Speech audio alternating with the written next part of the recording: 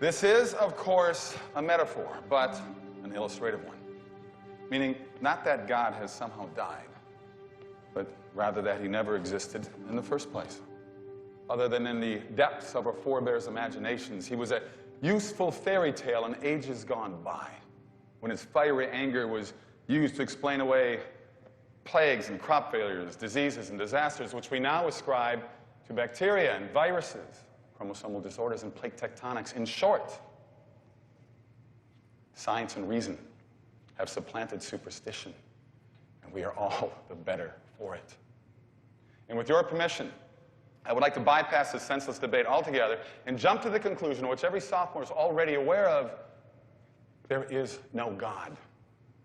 All that I require from each of you is that you fill in the papers I've just given you with 3 little words: God is dead, along with your signature. Assuming we reach a unanimous consensus, which I expect we will, I will be spared the tedious duty of slogging through dry and dusty arguments, and you will bypass the section of the course in which students have traditionally received their lowest grades of the semester. And when you finish, please pass your papers to the right.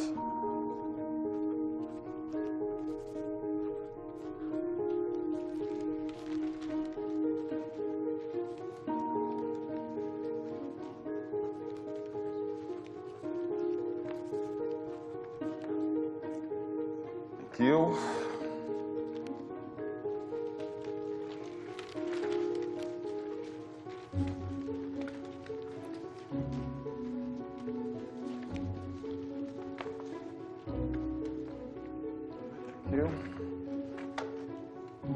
Oh, a lowercase g. Maybe this one ought to get extra credit. Thank you.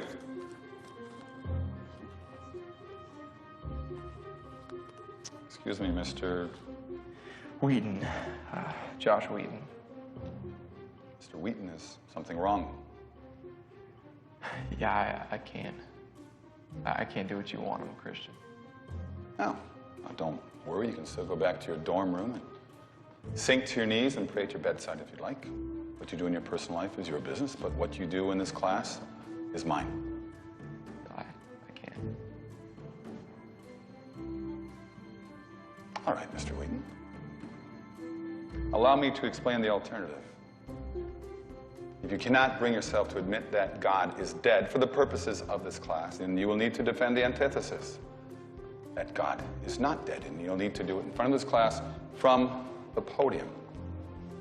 And if you fail, as you shall, you will fail this section and lose 30% of your final grade right off the bat. Are you ready to accept that?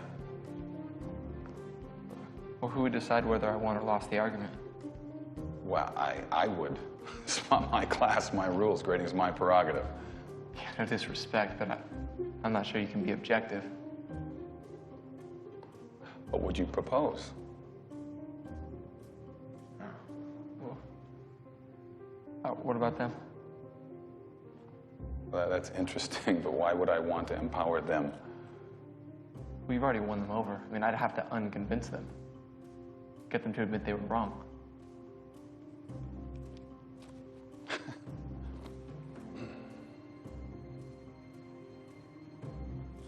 All right. Mr. Wheaton, you'll get 3 sessions, the last 20 minutes of each of the next 3 classes, to make your case. I promise to keep my interruptions to a minimum. You may take whatever questions you'd like from the class, but I will not increase your allotted time. Of course, you'll be responsible for all the other class assignments. But, you know, you could change your mind and bring in your signed statement at our next class, and we'll go forward as though none of this ever happened. The rest of us, having dispensed with primitive superstition, will turn our focus to the issue of being in reality for our next class. Please have read David Hume's The Problems of Induction, René Descartes' Discourse on Method, to which you may add Bertrand Russell's Why I Am Not a Christian, in preparation for Mr. Wheaton's lecture, and in thanks for his failure to help us reach a unanimous consensus.